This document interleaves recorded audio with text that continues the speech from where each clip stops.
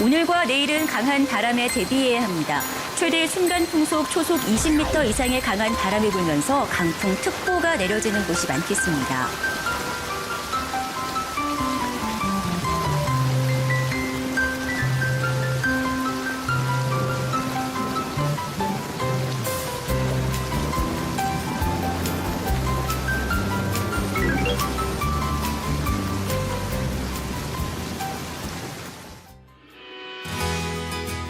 예, 안녕하세요.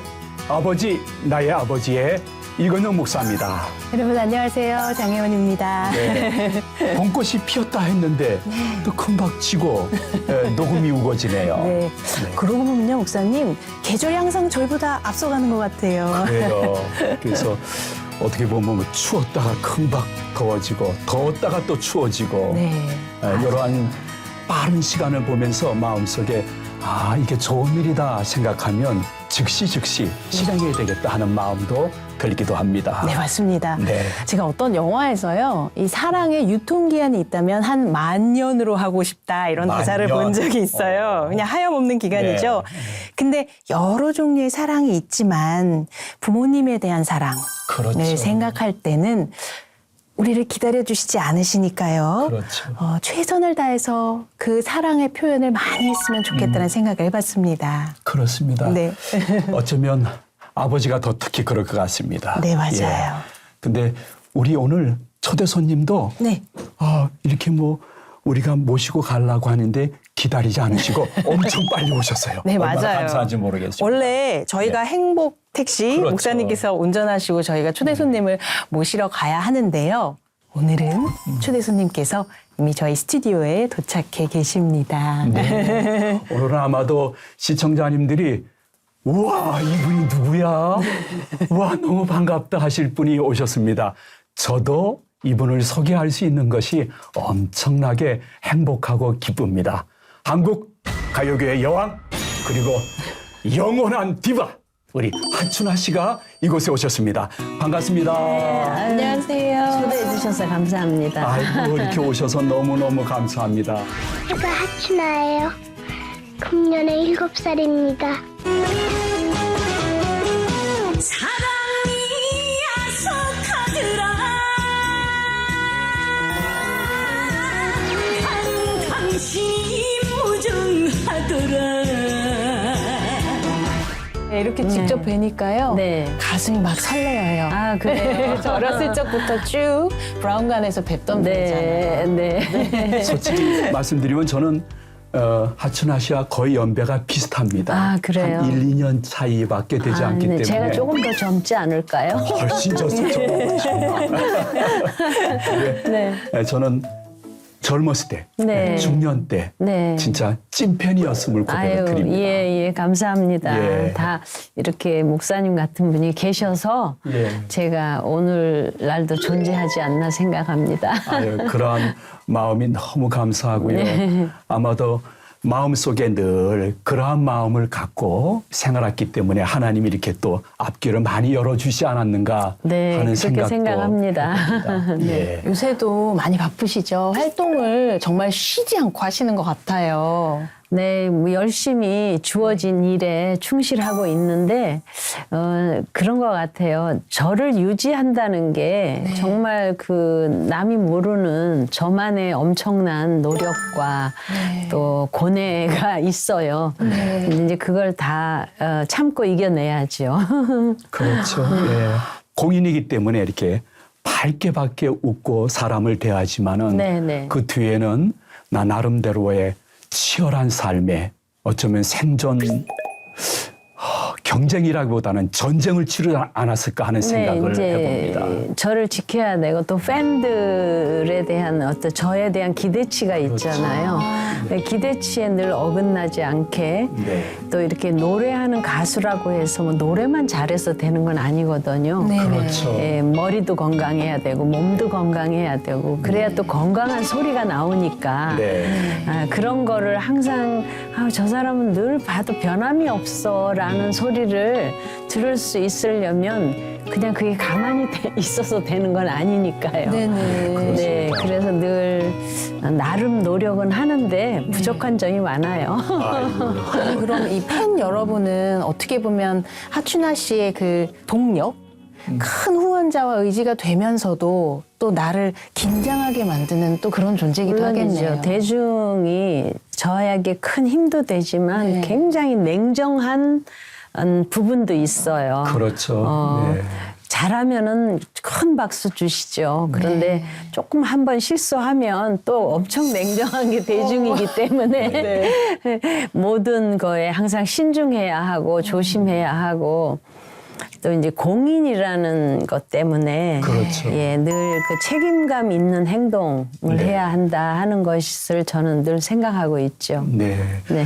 근데 오늘 우리 프로가 아버지 나의 아버지, 네. 아버지 주제인데요. 네. 어머니에 대한 말씀을 하는 프로는 꽤 많이 있습니다. 그렇죠. 근데 이 아버지 주제 프로에 오실 때 마음속에 어떠한 생각이 좀 계셨는지요? 저는 사실은 이 주제가 참 마음에 들었어요. 아하. 예, 제가 지금 아버지 3년 전에 돌아가셨지만 늘 제가 아버지 계실 때도 아버지를 이렇게 입에 그 단어를 늘 달고 다녀서 사람들이 심지어는 저는 엄마가 안 계시나 어머니가 안 계시나 또는 무슨 계모가 아니냐 뭐 이렇게들 오해들을 하셨어요. 근데 이제 돌아가시고 나니까 이제는 뭐 아버지보다는 머릿속에 마음속에 아버지가 늘 존재하고 계셔요. 그러니까 생전에 계셨을 때보다 더 많이 제 곁에 계시는 것 같아요. 네. 오히려 생존에 계셨을 때보다 네, 더 네. 함께 동행하는 느낌이 네, 그래요. 생각도 하시고 어떠한 문제가 있으면 마음으로 좀 대화도 하시고. 그렇습니다. 꼭 계시는 것처럼 제가 이렇게 남들이 보면 좀 이상하다 그럴지 모르는데 저는 아버지 이게 지금 제가 이렇게 있는데 어떻게 해야 될까요? 뭐 이렇게 대화를 해요. 제가 계신 것처럼. 근데 그거 누가 시켜서 그런 게 아니라 그냥 제 스스로 그렇게 되더라고요. 그렇죠. 예. 와, 정말 시공간을 초월한 그 사랑이. 예. 그리고 아버지를 늘 볼 수 있게 그 아버지의 사진을 제 화장대 앞에다가 딱 이렇게 붙여놨어요. 세상에. 예. 그리고 앨범 안에다 넣어놓으면 그 앨범을 꺼내야 되고 그렇죠. 컴퓨터에 입력을 시켜놓으면 컴퓨터를 열어야 되고 이런 과정이 필요하잖아요. 근데 늘 보는 거예요. 그렇게. 바로 옷장 앞에 붙인다던가 이러면 보고 싶을 때 언제나 볼 수 있기 때문에 예, 그게 굉장히 좋은 것 같아요. 네. 심지어 그냥 그 보면서 아버지 네. 이럴 때는 어떻게 했으면 좋겠습니까? 네, 그런 질문합니다. 이 결과에 대해서는 아버님 너무 기쁘시죠? 예, 행복하시죠? 그리고 무슨 상을 받는다던가 그렇죠. 또 그러니까 기쁜 일이 있을 때나 또 좀 안 좋은 일이 있을 때도 아버지 내가 이거를 잘못해서 이렇게 됐는데 이걸 거울 삼아 더 잘할게요 이렇게 하고 이제 뭐 시상식 같은 거 있을 때는 뭐 소감 얘기하라고 그러잖아요. 네. 그러면은 아버지 얘기가 아버지한테 이 기쁨을 돌려드리고 싶다. 네. 또 이거 아버지께서 받아야 될 상인데 제가 대신 받습니다. 이런 멘트를 꼭 해요. 그렇구만요. 아버지 말을 잘 듣고 보니까 칭찬이 저에게로 와요. 그래서 지금은 아버지가 하늘나라에 계시지만 이 상은 저희 아버지께서 받아야 될 상이라고 생각합니다.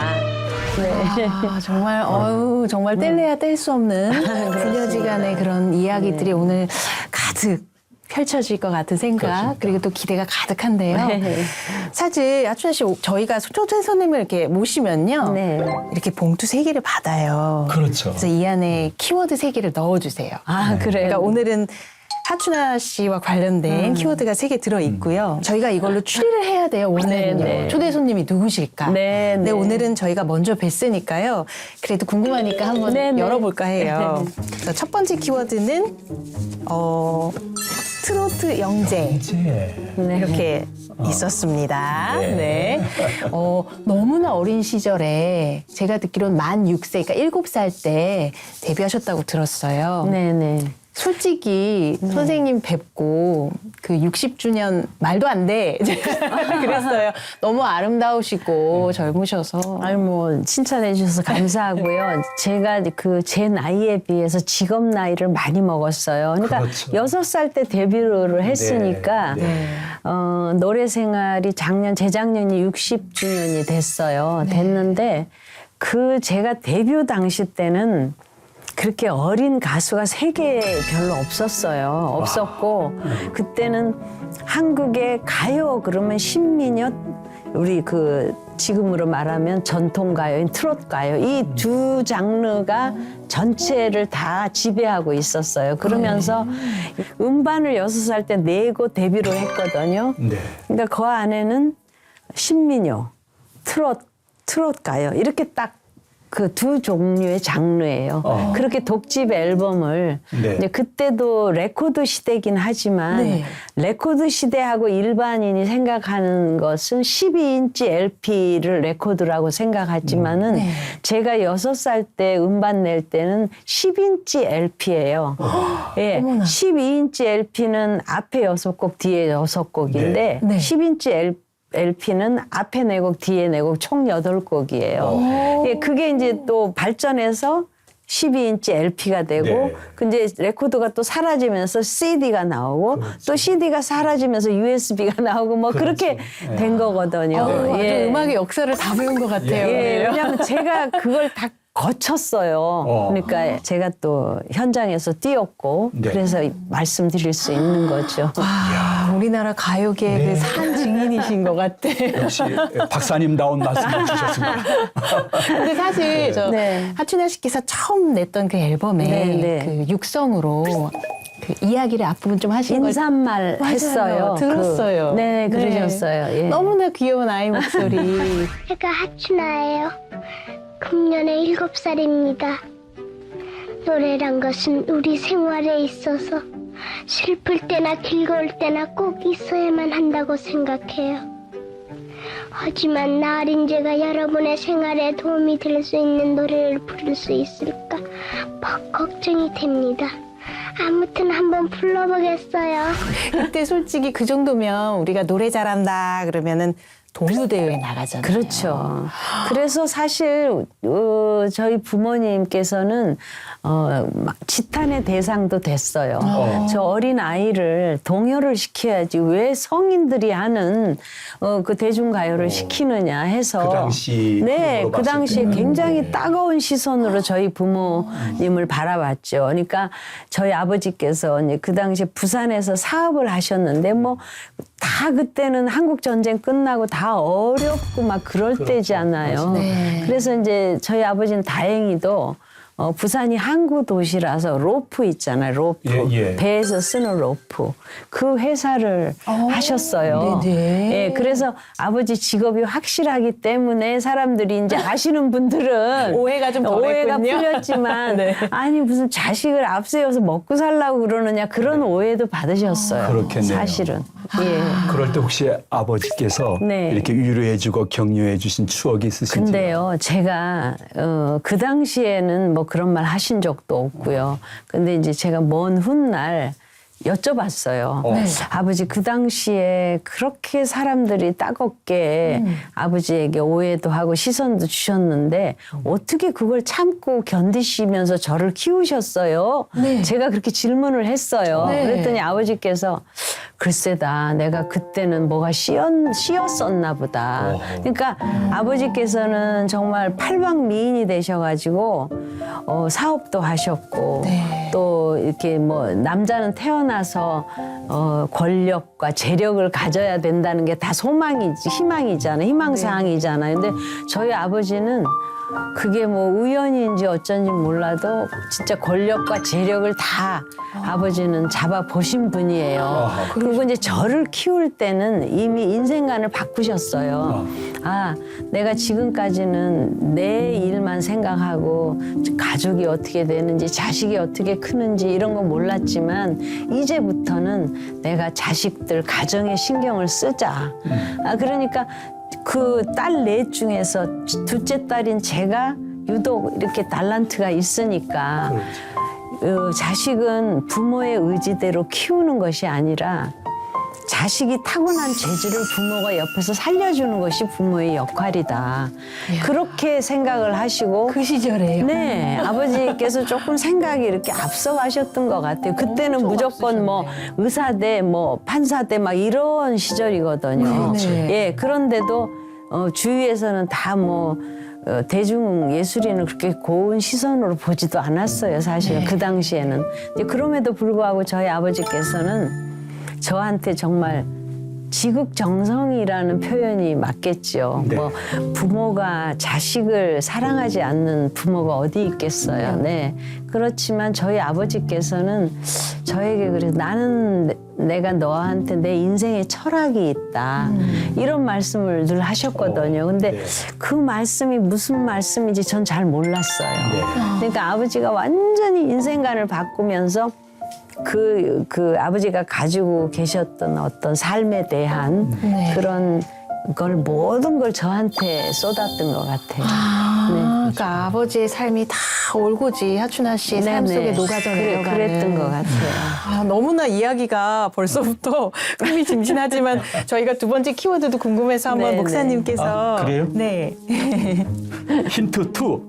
아이돌입니다. 아, 예. 아, 그렇죠. 그 시절에 아이돌이시잖아요. 아이돌이라고 할 수 있죠. 네. 요즘 이제 뭐 10대들 막 이런 그룹이 K-팝이다 이렇게 해서 굉장히 국위선양도 많이 하지만 그때는 아이돌이라는 단어도 없었고 아니 무슨 어린애가 나와서 이렇게 청승맞게 노래를 하느냐 아니 저 부모는 도대체 누구냐 뭐 이럴 정도였죠.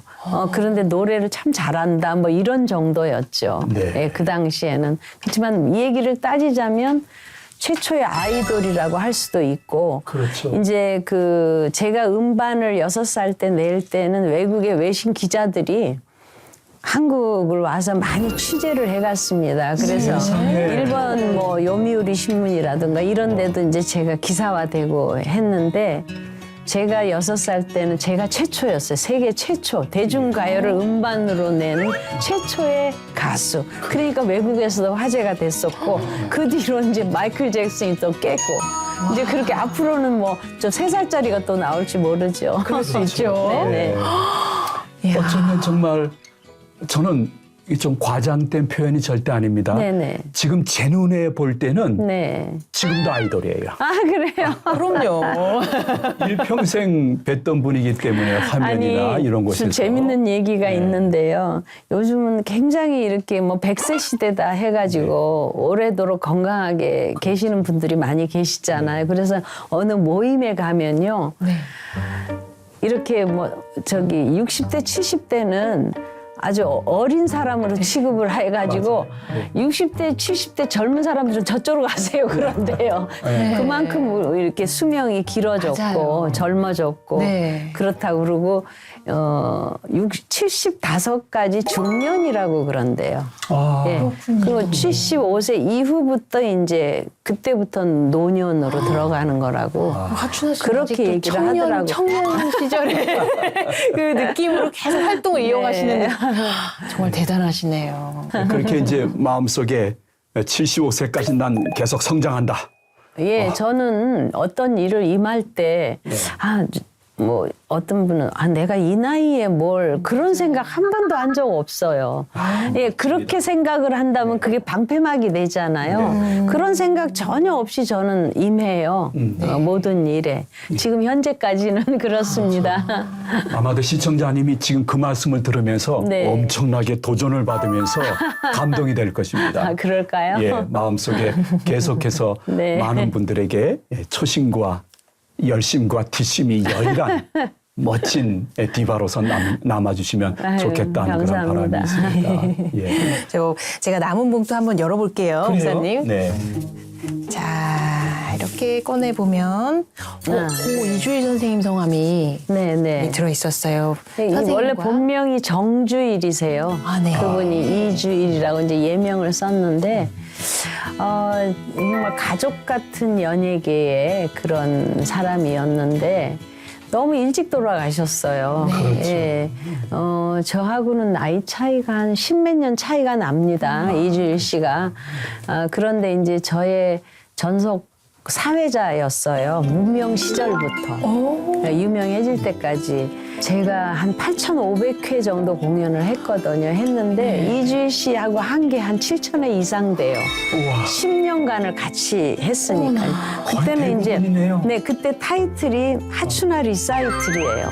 타이틀이. 거기에 이제 사회를 봤거든요. 아, 이거 완전 동고동락하셨네요. 그 이주일 씨가 하춘아님을 아주 어려울 때 네. 구출하고 생명의 은인처럼 하셨다는 말씀을 들었는데 혹시 말씀을 주실 수가 있는지요? 1977년 11월 11일이에요. 저는 잊어버리지도 않는데 여러분이 그 잘 아시는 이리역 폭파 사고, 이리의 기차가 화약을 싣고 운반하고 가다가 한 사람이 뭐 이렇게 부주의로 폭파 사고가 난 거예요. 근데 그때 제가 그날 바로 이리역 근처에 삼남극장이라는 곳에서 리사이트를 했어요. 하춘아 리사이트. 폭파된 시간이 한 9시 10분 저녁. 그러면 우리가 보통 9시에 공연이 시작이 되거든요. 그러면 제가 이제 제일 처음에 저의 히트곡 메들리로 쫙 해요.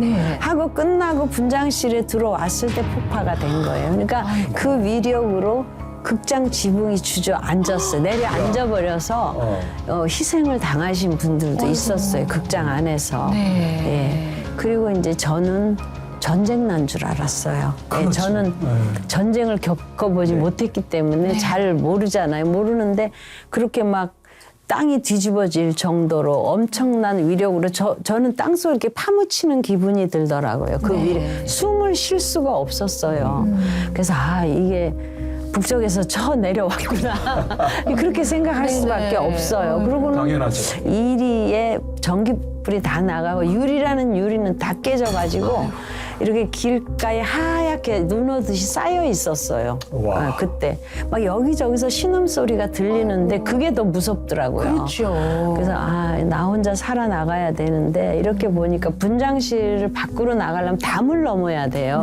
그 분장실이 1층에 있었는데 담이 그렇게 높지는 않았던 것 같아요. 제 기억으로는. 근데 그 담을 넘어야 되는데 제가 긴 드레스를 입고 전혀 그런 생각할 수가 없었는데 그 어두움 속에서 어디서 제 이름을 막 부르는 소리가 들리는 거예요. 하춘아 씨, 하춘아 씨. 이제 저보다 뭐 나이는 엄청 위지만 제가 그 공연의 주인공이라고 그래서 항상 하춘아 씨 이렇게 호칭을 했어요. 근데 그 소리가 이주일 씨 목소리더라고요. 그러니까 보이지는 않아요. 불이 다 나갔기 때문에. 그래서 이주일 씨 저 여기 있어요. 이렇게 서로 소리로 이렇게 거리를 느끼면서 이주일 씨가 이제 저 곁으로 온 거예요. 와서 담 위로 올라갈 테니 저보고 올라오래요. 근데 그때 이렇게 사르라고 그런 건지 담 옆에 나무 가지가 이렇게 타고 올라갈 수도 걸려 있더라고요. 그러니까 극장 지붕이 무너지면서 그 나무가 어떻게 거기 걸려 있었어요. 그래갖고 이주일 씨가 먼저 올라가고 위에서 저를 잡아당기고 해서 올라갔어요. 올라갔는데 또 뛰어내려야 되는데 그래서 있고요. 도저히 못 하겠더라고요. 근데 이주일 씨가 내가 먼저 뛰어내릴 테니 내 머리를 딛고 내려오라고 그렇게 하면서 벽에 딱 담벽에 붙어서 쓰더라고요. 그러니까 그 깜깜한 데서 뭐 보이는 게 있어야죠. 그러니까 그냥 더듬어서 이주일 씨 머리를 딛고 내려왔어요. 근데 이주일 씨가 그때 저는 타박상밖에 안 입었어요. 근데 이게 나중에 알고 보니까 이주일 씨는 두개골이라고 이렇게 골을 보호하는 뼈가 주저앉았어요. 그러니까 이게 조금만 더 깊이 주저앉았으면 그냥 사망인데 다행히도 심하게 주저앉지 않았기 때문에 그게 이제 나중에 수술해서 괜찮았지만 제가 그 다친 머리를 딛고 내려왔어요. 제가. 예. 그래서 이주일 씨 아니었으면 제가 어떻게 됐을지도 모르죠. 그 상황에서. 참 감사한 동료 같은. 그러니까 저는 죽을 고비를 살면서 몇 번 넘겼는데 그때마다 이렇게 다 그렇게 도와주시는 분이 옆에 있어가지고 거의 뭐 천사 같은 분들이네요. 이주일 씨가. 그렇죠. 아, 이게 천사다 하는 생각이 말씀을 들으면서 생각이 날 네, 정도로. 근데 이제 이주일 씨가 직업이 코미디언이니까 그 뒤로 이제 기사화가 돼서 의리의 사나이다. 막 이게 이제 앞 타이틀로 붙었어요. 네. 붙었는데 이제 공연 때 이렇게 우스갯소리로 농담 반 이렇게 얘기한 제가 사실은 하춘아 씨를 살리고 싶어서 살린 게 아니다. 이주일 씨 왈. 하춘아 씨가 그때는 내 밥줄인데 주인공이고 공연을 자꾸 해줘야 먹고 사는데 그 무대의 주인공이 내 밥줄인데 밥줄이 죽어버리면 내가 밥줄이 끊기지 않느냐. 뭐 이렇게 막 그 우스갯소리를 해서 관객들이 웃고 막 그랬습니다. 인기 가수 하춘아 씨. 뭐 대충 알려진 얘기입니다. 저하고는 가까운 사이. 저분을 내가 무슨 생명의 은인이라고 얘기들 많이 합니다. 왜냐하면 저는 그처럼 고생을 하다가 저 하춘아 씨를 만나서 고생을 면하고 밥줄이나 먹게 됐습니다. 근데 이리역 폭발 사고 당시 같이 극장에 있다가 극장이 무너지는 바람에 큰 중상을 입고 병원에 오랫동안 있었습니다. 그때 제가 구출하지 않았으면 이 세상에 없습니다. 근데 생명의 은인이 아니고 저분이 주인공이거든. 근데 저분을 그때 내가 살려내지 않으면 나는 다시 또 고생을 시작한다. 그것 때문에 무슨 얻고 나왔지 내가 무슨 의리 때문에 얻고 나왔냐. 네. 이렇게 더불어 살아가다 보니까 오늘에 있습니다. 그래서 항상 이분들을 잊지 않고 오신 여러분도 항상 잊지 않는 자세로 가겠습니다. 대단히 감사합니다. 고맙습니다. 네. 솔직 담백하게 얘기해 주셨네요. 저는 그냥 코미디언이기 때문에 그렇게 말씀을 했던 것뿐이지 맞아요. 정말 네. 중심에서는 살리고 싶은 마음이 분명히 있었을 물론이죠. 것입니다. 예. 그래요. 쟤는 주워 왔나 보다. 그래서 저 어렸을 때 너 영도 딸이 밑에서 주워 왔어. 이런 말을 참 많이 들었어요. 그래 아버지께서 너무 창피해가지고 저를 막 이렇게 손을 잡아 끌고 네. 집에 와가지고 너 거기 서 있어. 그리고 막 고모 보고 아니 도대체 얘를 어떻게 키웠길래 얘가 하셨어요? 그때는 아, 저도요. 왜 다른 데서 이런 말 한 줄 처음이거든요. 네. 근데 그 말이 여기서 나왔는지 모르겠어요. 와.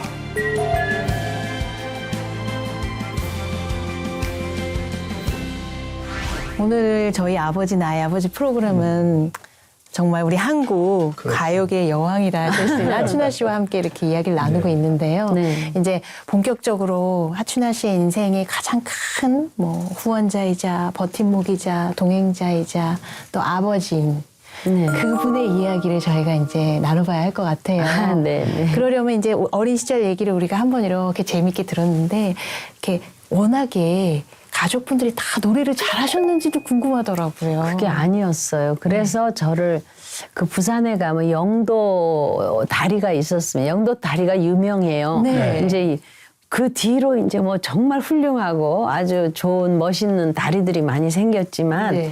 부산하면 그때는 영도 다리예요. 네.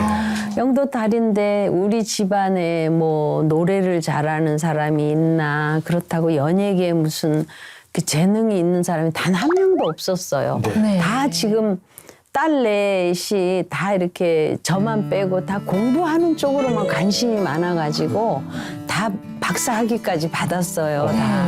근데 저만 유독 이쪽 예능 쪽에 재질이 있으니까 저 집안은 참 이상하다. 할아버지니 아버지니 우리 아버지는 뭐 음치에다 우리 엄마는 박치에다 그런데 어떻게 저런 딸이 태어났나 쟤는 주워 왔나 보다. 그래서 저 어렸을 때 너 영도 딸이 밑에서 주워 왔어. 이런 말을 참 많이 들었어요. 그래서 그때는 농담인지 모르고 심각하게 듣고 막 울면서 네. 어머니한테 엄마 나 영도 딸이 밑에 정말 주워 왔어 이러고 막 울고 그러니까 이제 그 고모들이랑 엄마랑 막 웃고 그랬던 제 기억이 있거든요. 네. 그러니까 저희 집안은 그런 쪽이 없어요. 네. 실제로 저도 이렇게 어렸을 때 자라면서 친척들이 다리 밑에서 주워왔다는 얘기를 몇 번 들었거든요. 그래요? 동기 만났네요, 지금. 네, 네. 그런데 아마도 아버님이 이렇게 특별히 성경 지명이 있어서 그러한 재능을 발견하신 것 같았는데 때로는 아버님이 엄할 때도 있었다고 말씀을 들었습니다. 아, 우리 아버지께서는 이제 아들이 없기 때문에 딸 넷을 키우면서 뭐 왜 다른 집에 보면 뭐 매도 때리고 뭐 막 안 좋은 이야기도 하고 그러잖아요. 네. 저희들은 그냥 조용조용하게 컸어요. 근데 다른 집에서 뭐 아들 있는 집에서 막 어쩔 때 보면은 막 격투가 벌어지고 집안에 말 안 들으니까. 그런데 그걸 보면 이해를 못하고 우리는 막 겁이 나서 얼른 빨리 나와버려야 되고 예, 그런 분위기 속에서 자랐는데요. 그 아버지가 이렇게 막 화내고 매 때리고 하시지 않고 말로 예, 그렇게 하면 되겠니? 예, 그렇게 하면 안 되지. 아버지 딸이 아니지. 뭐 이 말이 저는 어렸을 때부터 더 아팠어요. 매 맞는 것보다 예, 더 아팠어요. 예. 그러니까 뭐 이렇게 아버지가 매들면 막 도망가는 그 애들도 봤거든요. 저는. 네. 근데 저는 그런 거 없이 그냥 딱 이렇게 무릎 꿇고 앉아서 아버지 얘기만 계속 들었어요. 아유, 엄청 예. 순종적인 딸이셨네요. 그래가지고 제가 이제 유명해지고 난 뒤에도요. 일단 외출했다가 집에 들어가면 아버지한테부터 제일 먼저 아버지 방으로 가요. 그래서 아버지 밖에 나가서 이러이러한 일이 있었고 이러이러한 일이 있었습니다. 그러면 저희 아버지께서는 그거 듣는 것이 유일한 낙이셨어요. 예, 낙이죠. 낙이시고 어떤 분이 저를 이렇게 칭찬을 했다. 어떤 분은 이제 뭐 저한테 별로 안 좋아하는 것 같아 이러면은 칭찬받았다고 하면 그냥 좋으셔서 막 어쩌실지 모르고 이 사람이 별로 안 좋아하는 거야. 누구냐 막 이러시네. 정도로 저의 뭐 정말 장점에서부터 단점까지도 사랑해 주신 아버지였죠. 이야, 아니 근데 선생님 그 얘기 좀 해주세요. 그 왜 아버지께서 어릴 적부터 후원해 주셨지만 결정적인 딱 사건이 있었잖아요. 그 왜 중국집 저희 아버지께서는 네. 그때가 제가 한 4살 정도로 제가 기억을 해요.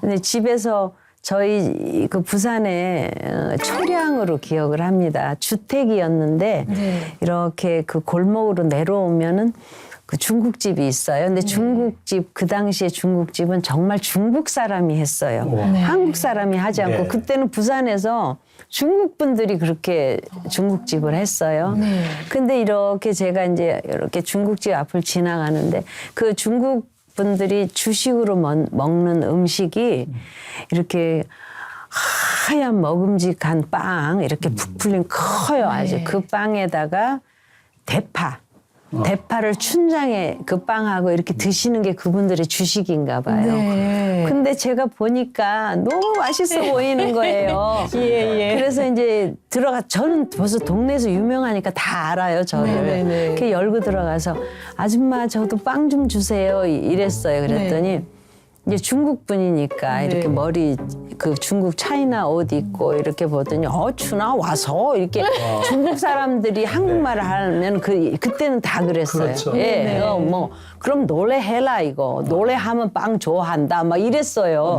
그러니까 저는 그 빵 먹는 욕심에 빵 먹는 욕심에 저를 빵을 탁 주니까 그걸 안고 중국집 앞에서 노래를 한 거예요, 제가. 그러니까 지나가는 사람들이 뭐 막 다 이렇게 까맣게 모였죠. 네. 근데 아버지께서 이렇게 회사에서 퇴근하시고 이렇게 오시다가 보니까 사람이 막 있으니까 이제 아버지께서도 뭔가 하고 보니까 당신 딸이 큰 빵 하나 안고 노래를 하고 있으니까 네. 아버지께서 너무 창피해가지고 저를 막 이렇게 손을 잡아 끌고 네. 집에 와가지고 너 거기 서 있어. 그러고 막 고모들을 부른 거예요. 그때 고모들이 시집 가기 전이니까 네. 이제 같이 살았거든요. 네. 고모 보고 아니 도대체 얘를 어떻게 키웠길래 애가 빵을 들고 노래를 하고 있냐. 혼나셨어요? 그때는 제가 노래 소질이 있다는 아버지가 모르실 때예요. 때. 예. 예. 그러니까 이제 그때 고모께서 실토를 하신 거예요. 아이고 오빠, 내가 오빠는 사업하시느라고 바빠서 모르지만 얘가 보통 얘가 아니다. 이제 그 설명을 한 거예요. 노래도 뭐 라디오에서 나오면 금방 듣고 따라하고 하도 노래를 금방금방 따라해서 적어봤더니 아니 얘가 한 300곡은 한다고 세상에. 막 아버지께 그렇게 얘기를 한 거예요. 300곡을 4살이요. 아버지께서 너무 놀라셔가지고 이제 그때부터 저한테 관심을 갖고 저를 지켜보신 거예요. 예. 그러니까 제가 제 일을 이렇게 생각을 해도 누가 시켜서 그렇게는 못하죠. 예, 어떻게 뭐 3살, 4살에 그땐 TV도 없었을 텐데 없는 세상이었는데 네. 라디오에서 나오는 음악을 듣고 한 번 들으면은 금방 따라하고 그땐 라디오에서 이렇게 12시 띠 하면 나오는 게 뭐냐면요. 네. 직장 음악. 타이틀이 직장 음악이에요. 직장 음악. 그러니까 직장에서 듣는 음악. 네. 그래갖고 거기서 이제 우리의 대중가요가 나와요. 그러니까 그 시간만 되면 밖에서 놀다가도 막 뛰어서 라디오에 귀를 기울이는 거예요. 기울이고 한번 듣고서는 이제 따라하는 거예요, 제가. 예. 아유, 영재예요. 그러니까 저는 그 말을 안 믿었어요. 처음에는 네가 그렇게 했다. 안 믿었는데 네. 한 번 이렇게 이렇게 전국 노래자랑이라는 프로를 보는데 3살짜리가 나와서 노래를 하더라고요. 네. 그래서 내가 그래 그러면 나도 가능했겠다. 그렇죠. 예, 그때부터 믿기 시작을 했지. 그 전에는 저의 일이지만 고모들이 얘기해도 안 믿었어요. 저는. 네. 틀림없이 이게 선천성 재능입니다. 그러니까 예. 집안에 누가 있는 것도 예. 아니고 그러니까 다리 밑에서 주워왔다고 그러지. 이건 다른 사람에게 없는 거예요. 특별히 네. 우리 하춘이 씨한테 준 건데 저는 그 당시에 이렇게 네. 라디오가 해서 노래가 나오면 네. 뒤에 무슨 여자 가수가 있나 해서 쳐다봤어요. 우리 그랬어요. 그리고 왜 라디오의 뒤에 라디오보다 더 큰 왜 배터리 예, 달잖아요. 예. 거기에 사람이 있는 줄 알았어요. 저도 그랬어요. 예. 근데 저는 그냥 겨우 그거 사람이 있나 쳐다봤는데 우리 하춘아님은 노래를 따라 부른 거예요. 그렇죠. 선천적인 거죠. 누가요? 네. 그러니까 저는 운명을 안 믿거든요. 운명은 자기가 만들어가는 거다라고 네. 생각을 해요. 노력해서 만들어가는 거라 생각하는데 저에게 있어서 노래는 운명이 아닌가 그렇게 생각을 해요. 네, 그래서 네. 그 나이에 철없이 놀다가도 그 시간이 되면 누가 시키지도 않았는데 딱 라디오 옆에로 와서 귀를 이렇게 기울인대요. 딴 거 아니 그 애가 뛰어놀아야지 왜 라디오에 와서 그걸 듣느냐고요. 그렇죠. 예, 그 참 믿겨지지 않는 일들이 참 많아요. 그 어린 아이가 음악이 운명처럼 이렇게 찾아와서 네. 이제 시작이 공식적으로 뭔가 그래도 공부를 하시거나 뭔가 과정이 있었을 것 같아요. 근데요, 보통 이렇게 진로라 그러냐. 앞으로 내가 뭐가 돼야 되겠다 하는 게 보통 한 10대, 뭐 17, 8, 그리고 대학을 어떻게 가고 내가 어떻게 할 것이다라는데 저는 그냥 제 일을 가만히 생각하면 그냥 태어나서부터 그래 너는 나가서 노래하고 와. 꼭 그랬던 것 같은 느낌이 들어요. 그러니까 마음속에 계속. 예, 제가 뭐 앞으로 내가 뭐가 돼야지 이런 거를 결정할 뭐 틈도 없이 그냥 저는 노래는 정말 나의 운명. 나는 노래를 해야 돼. 네. 누가 뭐 시키지도 않고 교육하지도 않아서 나는 노래를 해야 돼. 그래서 우리나라에서 가장 유명한 가수가 돼야 돼. 그랬어요. 저는 그리고 뭐 사춘기 뭐 이런 것도 저는 모르고 또 어떤 분은 그래요. 노래를 그렇게 오래 하다 보니까 실증 안 나냐, 후회한 적 없냐. 저는 단 한 번도 후회한 적이 없어요. 예. 단 한 번. 네, 단 한 번도 후회. 물론 어느 분야나 어려움은 다 있어요. 다 있지만 그 어려움이 있을지라도 저는 그거를 그냥 극복하고 넘겨왔지. 나는 하기 싫어. 이제 그만해. 때려치워. 뭐 이런 생각을 한 적은 없어요. 거의 뭐 한 목표를 향해서 운명을 그냥 개척해 나가셨는데 네. 그로 인해서 가수 경력은 뭐 남진 씨, 나훈아 씨보다 더 선배잖아요. 그렇죠. 그분들이 나이는 저보다 한 15년 위지만 네. 지금 나이로는 저의 후배죠. 그렇죠. 예. 그래서 어려서부터 그렇게 참 노래 부르고 살아갈 때에 틀림없이 보이지 않는 어려움도 있었을 텐데 그때 네. 아버님이 어떠한 버팀목이 되셨는지 한번 궁금하네요. 저희 아버지께서는 저한테 꼭 이렇게 해라, 저렇게 해라가 아니고 몸소 저에게 보여주셨던 것 같아요. 당신께서. 네. 그래서 제가 이렇게 어떤 행동을 할 때요. 제 스스로 이렇게 깜짝깜짝 놀래요. 이거 아버지가 이랬는데 나도 그러네? 이런 거요. 아버지는 딱 시간 약속하면 5분 전에 딱 그 자리에 앉아 계셔야 돼요. 예, 그 정도니까 어떻게 생각하면 좀 피곤할 때도 있어요. 너무 그러니까. 그래서 저는 아버지 밑에서 교육받으면서 피곤하게 받았어요. 사실은. 아버지 이렇게 가면은 요 시간에 가면 돼요. 그래도 아니래. 그 전에 가 있으라는 거예요. 저한테. 항상 그렇게 교육하셨고 뭐 사람은 이 인생이라는 게 인내의 연속이다. 누가 잘 참느냐에 따라 거기에 승패가 달려있다. 그다음에 뭐 노력해라, 정직해라. 뭐 이런 거는 늘 그냥 평소에 그냥 듣고 자랐기 때문에 그냥 그게 그냥 몸에 배웠고 어디 가서라도 아무도 안 봤는데도 저 혼자 있었는데도 만약에 제 옆에 뭐 10,000원짜리가 떨어져 있다고 하면 그 근처도 못 가요. 예, 근처만 가도 제 양심이 편치 않고 아니면은 이거를 이제 어디 이거 누가 놓고 갔는데 이거 찾아주세요라고 이 얘기를 한다던가. 네. 예, 그렇게 지금까지 정말 교과서적으로 살아서 재미없는 사람이죠. 저는. 네. 예, 저는 정말 재미없는 사람이고 피곤한 사람이고 그런 얘기 많이 들었어요. 저도 아버지처럼. 그렇구나. 네네. 근데 아버지의 그 모든 가르침이 훈련이 돼서 하춘아 씨 어떤 인생 전체를 다 이렇게 덮고 있는 그런 느낌이 그렇죠. 그냥 와 닿네요. 네네. 덮고 있고 또 앞으로도 그럴 겁니다. 그렇죠. 아버지는 안 계시지만 늘 아버지 말씀을 되새기면서 일 하나하나 할 때도 그리고 그 예전에 뭐 그렇게 그 교육을 많이 받고 이럴 기회는 없으셨잖아요. 근데 저희 아버지께서는 그 법관이 되시려고 공부를 많이 하셔서 그래서 굉장히 법에 대해서 박식하셨어요. 예, 박식하셔서 뭐 어린아이가 이렇게 대중음악을 하는 거는 뭐 그게 어린아이가 고개를 하는 거다. 그래서 그때는 가수협회라고 그랬어요. 가수협회에 그 회원증이 있거든요. 네. 이 어린아이는 몇 세 청소년들한테까지는 그 회원증을 내줄 수 없다.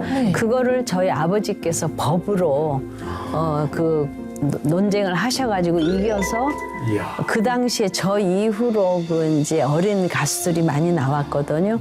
그 어린 가수들한테까지도 혜택이 와서 다 회원증을 받았어요. 아버지의 법적인 논리가 이기셔가지고. 네.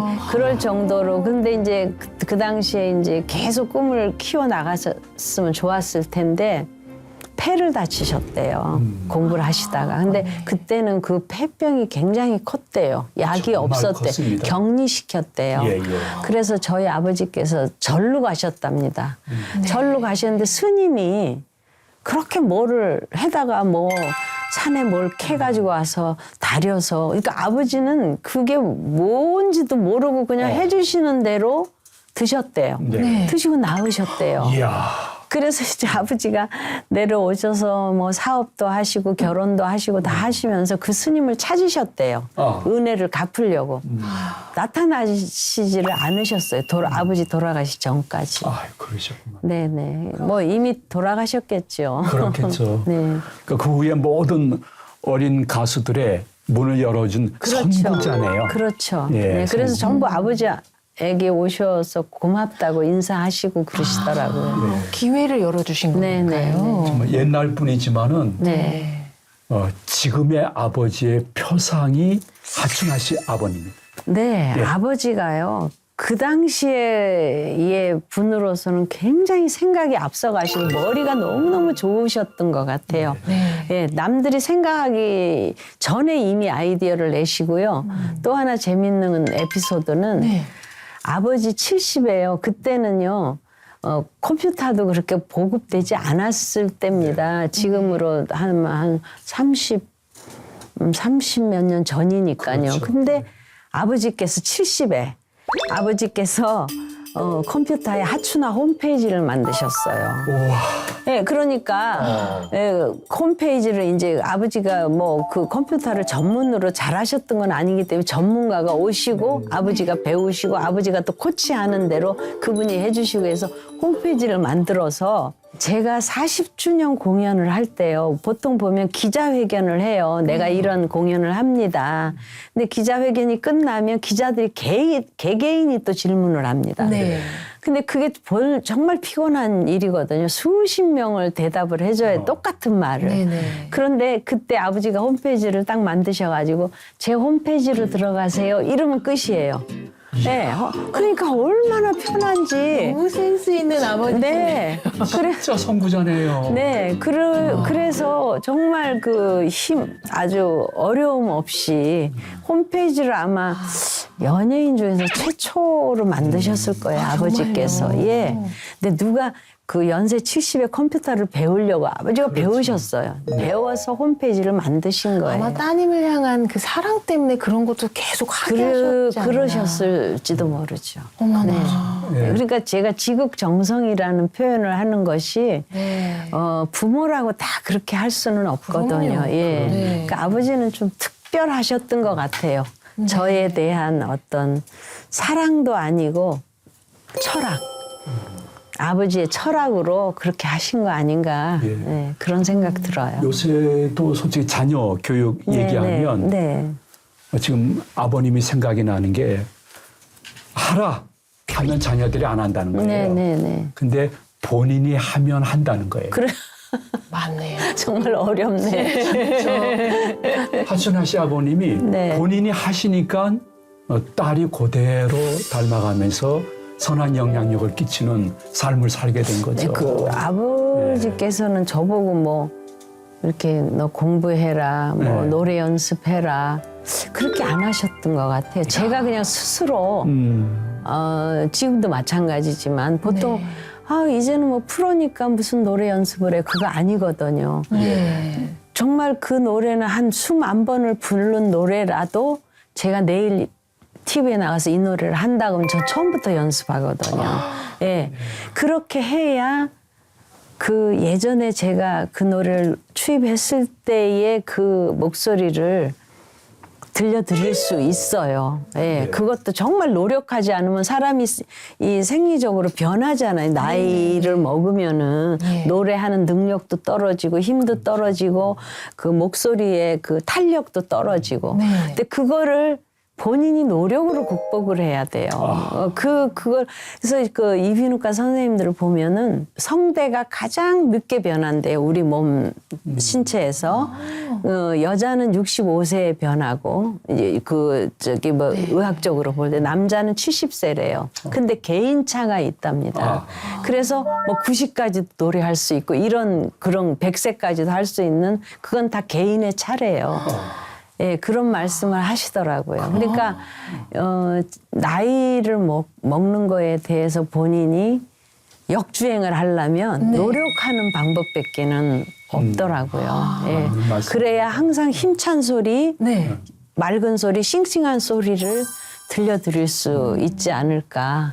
예. 이렇게 매사에 노력하는 삶도 보니까 듣고 보니 아버님으로부터 물려받은 어떤 가르침과 훈련인 것 같네요. 아니, 선생님 지금도 막 여러 가지 새로 계속 배우고 탐구하고 이런 거 좋아하신다고 들었어요. 네. 그래서 제가 어쩔 때는 지금도 뭐 이 공식 스케줄이 없어도 하루가 너무너무 바빠요. 하루 24시간을 늘릴 그렇겠죠. 수는 없잖아요. 그러니까 잠을 줄이는 거예요. 잠을 줄이고 그 시간을 이용을 해서 정말 요만한 틈까지도 이용을 하거든요. 그러면 어쩔 때는 내가 왜 이렇게 하나 나도 좀 릴렉스 하면서 하자.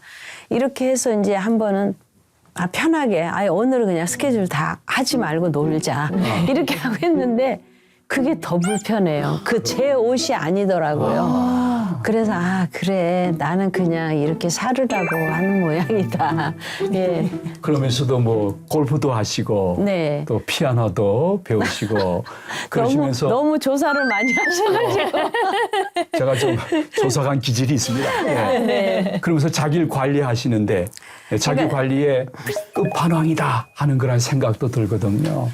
하루 관리를 어떻게 하시는지요? 그러니까 저는 또 이런 제 성격에 대해서 감사한 부분도 있어요. 내가 너무 왜 이렇게 피곤하게 살아 하는 것도 있지만, 내가 나중에 내 노년은 정말 화려하겠다 이런 생각을 해요. 끊임없이 배우고 있으니까 아버지 말을 안 들은 게 딱 한 가지 있어요. 아버지 말씀이라면 다 복종하고 따랐는데 딱 한 가지가 뭐냐면 아버지께서 피아노를 하라고 그랬어요. 제 초등학교 들어갔을 때부터 피아노 해라. 그 시작을 했어요. 제가 그때 바이엘 상학원을 이제 다 뛰었는데 너무 지루한 거예요. 그 피아노라는 악기가 시간을 요하거든요. 그게 뭐 제가 마음대로 하고 싶다고 되는 게 아닌데 너무 지루한 거예요. 제 어린 마음에. 그래서 그냥 덮어버렸어요. 제가. 그러고는 아버지 돌아가시고 난 뒤에 너무 후회해서 아버지 돌아가시고 난 해부터 제가 피아노를 했어요. 했으니까 지금 벌써 3, 4년이 지났잖아요. 지금 뭐 엘리제를 위하여 뭐 이런 거 합니다. 지금 하는데 좀 더 능숙하게 이제 잘할 때는 제가 이제 여러분 앞에 보여드릴 거예요. 그거를. 그렇겠죠. 예, 그거 하고 있고 뭐. 지금도 탭댄스는 한 10년 네. 지금. 그리고 뭐든지 이렇게 저는 뭘 하나 시작하면요. 끝까지 가야 돼요. 도중에 포기하면 예전에 뭐 하다가 중지하면 아니함만 못하리니 그렇죠. 뭐 이런 네. 말씀 있잖아요. 네. 앞에 한 게 다 소용이 없어지니까 그게 아까워서 계속 하는 거예요. 그리고 박사 과정도 마찬가지인 게 예. 제가 38에 공부를 다시 시작해가지고 50살에 박사학위를 받았거든요. 12년 걸려서 다시 학부부터 들어가가지고요. 네. 근데 그때 제가 박사학위 도전해가지고 4번 떨어졌어요. 네 번 떨어지고 사람들이 야, 그만해라, 이제. 너는 가수로서 박사 학위를 받았는데 왜 굳이 그렇게 학문적으로 네. 그렇게 도전을 하느냐. 그래서 사실 포기할까 했어요. 그래, 포기를 할까 했는데 딱 포기를 하려고 생각하니까 제 앞에 큰 벽이 하나 딱 막혀 있는 거예요. 그냥 숨을 못 쉬겠어요. 벽이 제 앞에 딱 있어요. 그래서 안 되겠다. 다시 해야 되겠다. 다시 도전을 했어요. 네. 도전을 해서 4번 만에 합격이 됐잖아요. 네. 합격이 됐는데 이제 학교를 딱 가서 이제 1학기 시작을 하는데 제가 너무 한심한 거예요. 왜냐하면 공부만 하는 게 아니라 네. 막 일하면서 그렇죠. 예, 방송하다가 뛰어가서 레포트 발표하고 뭐 토익 시험을 보러 학점 받으려고 뛰어다니고 막 이런 게 야, 이거 내가 어떻게 극복을 할까. 근데 5학기가 하여튼 어쨌든 끝났어요. 다들 거기 오시는 분들은 뭐 사회적으로 다 자기 위치가 분명하신 분들이 오셔가지고 낮에는 일하고 저녁에 와서 공부하거든요. 전부 졸아요.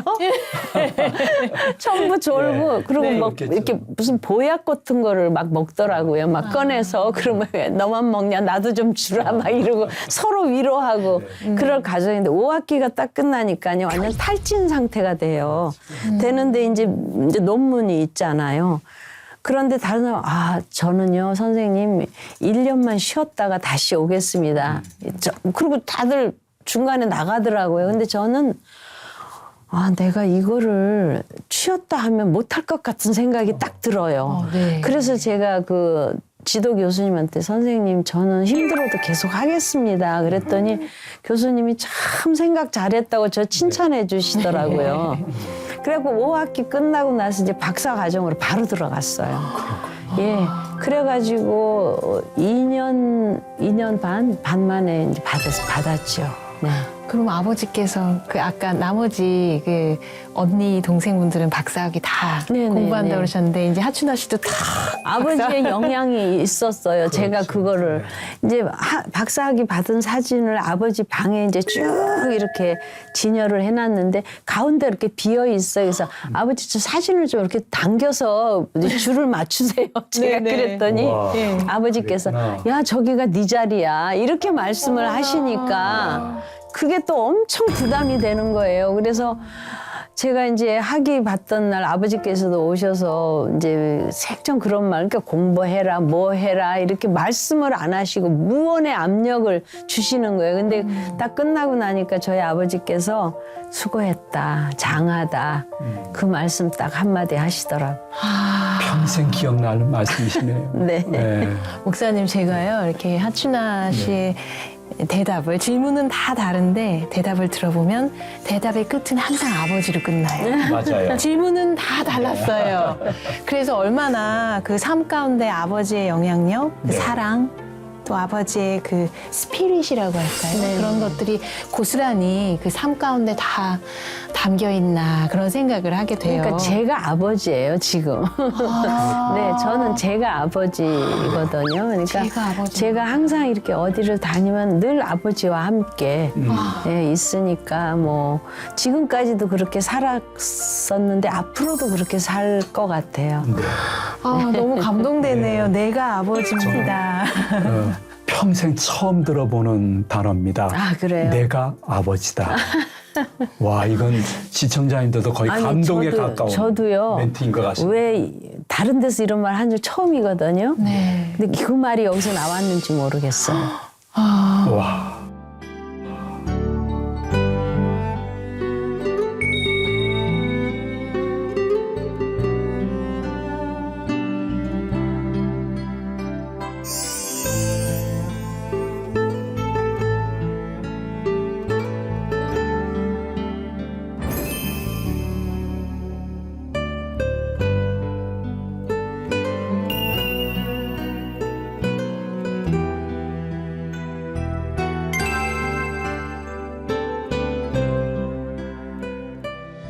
저희 아버지 말씀을 빌리자면 누가 따님이 참 효녀십니다. 그럼 우리 딸은요. 너 내가 죽고 없으면 그래도 네가 내 생각이 많이 날 거다 이런 말씀을 하세요. 그래서 내가 아버지 엄마 안 계시면 내가 가장 후회할 일이 뭘까?